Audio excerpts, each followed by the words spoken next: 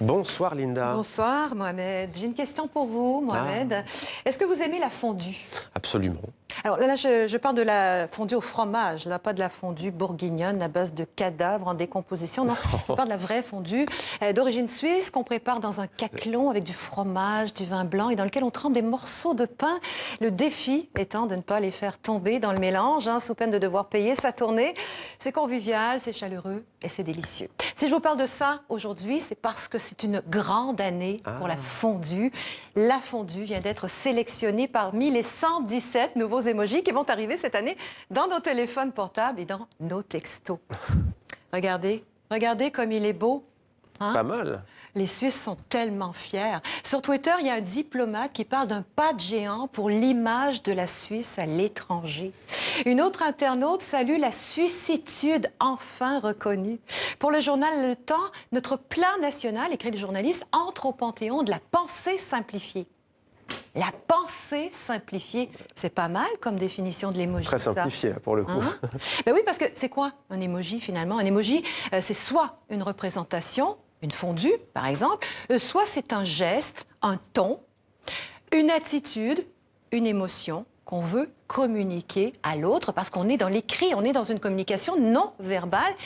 Et en une seule image, l'émoji permet d'exprimer ses sentiments. La flamme. J'aime bien ce concept, moi, de la mal. pensée simplifiée. Mais bon, pour revenir à nos moutons, ou plutôt à nos vaches, la Suisse est heureuse. La Suisse a son émoji, la fondue, et son drapeau à croix blanche estampillé dessus. Vous ne pouvez pas se contenter du plat? C'est vrai qu'il n'y a pas beaucoup de fromage, il y a beaucoup de rouge pour le coup. Oui, puis il fallait absolument mettre le drapeau suisse dessus. Non, parce qu'en France, juste à côté de la Suisse, l'Association des fromages traditionnels des Alpes savoyardes ne digère pas, mais alors pas du tout l'émoji fondu. Cette croix helvétique occulte, d'après eux, l'existence d'une autre fondue réputée, la savoyarde. Les représentants de la filière sont inquiets. Ils craignent qu'assimiler la fondue à la Suisse, dans un émoji avec une visibilité mondiale, n'avantage les produits suisses au détriment des leurs. Ils dénoncent, écoutez bien, j'ai appris un mot, ils dénoncent la patrimonialisation du plat. Autrement dit, l'appropriation culturelle de la fondue par la Suisse. C'est ouf, hein? Ce qu'un simple émoji peut avoir comme impact sur l'amitié entre pays francophones.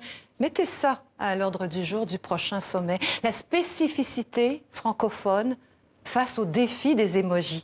Tandek. Savez-vous, Mohamed, que des études ont révélé que chaque culture a son émoji fétiche? Les plantes et les fleurs pour les arabophones, les couchers de soleil pour les hawaïens, et lequel, à votre avis, pour les francophones? Il s'en vante pas celui-là. Hein? Merci. Le cœur. Les francophones utilisent le cœur 4 fois plus que les locuteurs des autres langues, mais ça, c'était avant l'émoji fondu. Il devrait être intégré au mois de septembre, à peu près, dans nos téléphones. Savez-vous, Mohamed, comment on dit fondu en anglais? C'est ma dernière question. Non, pas du tout. On dit fondue. On nous a emprunté notre mot français. Rien que pour ça, la fondue mérite son émoji. Merci Linda.